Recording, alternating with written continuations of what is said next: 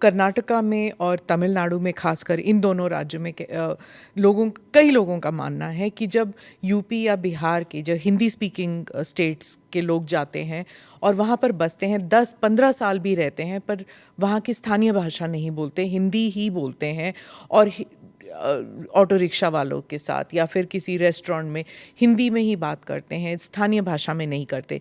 लेकिन उन राज्य से जब लोग उत्तर प्रदेश आते हैं तो हिंदी बोल लेते हैं, हिंदी में ही बात करते हैं क्योंकि कामकाज की जो भाषा है वो हिंदी है। तो क्या समस्या आ रही है? मैं कहता हूँ कि हमें हर भाषा को सीखना चाहिए। हम तो यहाँ उत्तर प्रदेश के विश्वविद्यालयों में तमिल भी पढ़ा रहे हैं, तेलुगु भी पढ़ा रहे हैं, कन्नड़ भी पढ़ा रहे हैं, मलयालम भी पढ़ा रहे हैं, और यही नहीं पढ़ा रहे हैं, हम लोग विदेशी भाषाओं को भी यहाँ पढ़ा रहे हैं यहाँ के विश्वविद्यालयों में।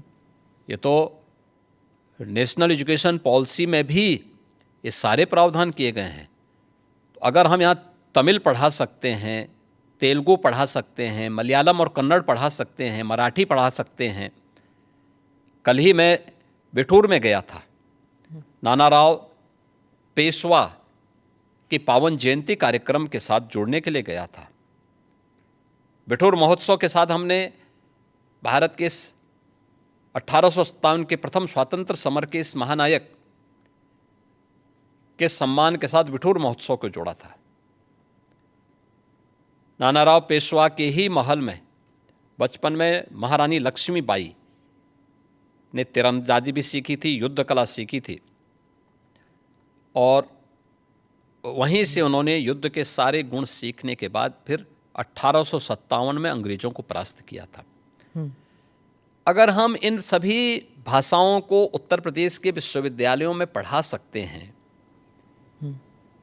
तो तमिलनाडु के विश्वविद्यालय में भी अगर हिंदी पढ़ा दी जाए, क्या बुरा है? मुझे लगता है कि हमें थोड़ा विराट स्वरूप रखना चाहिए देश के लिए। कुछ क्षण तो देश के लिए निकालो। चंद्रबाबू नायडू ने भी यही कहा कि जितनी भाषाएं सीखना चाहते हैं आप सीखना चाहिए। अच्छी बात की, हम अभिनंदन करते हैं जी। मैंने 2024 के बाद चुनावों के बाद और आपसे जितनी अधिक भाषा सीखेंगे उतने अधिक रोजगार के अवसर भी खुलेंगे। जी, हैदराबाद के लिए उन्होंने वही किया था अपने पिछले टर्म में। अच्छी बात है, और अब इसीलिए हैदराबाद आज एक हब बना है।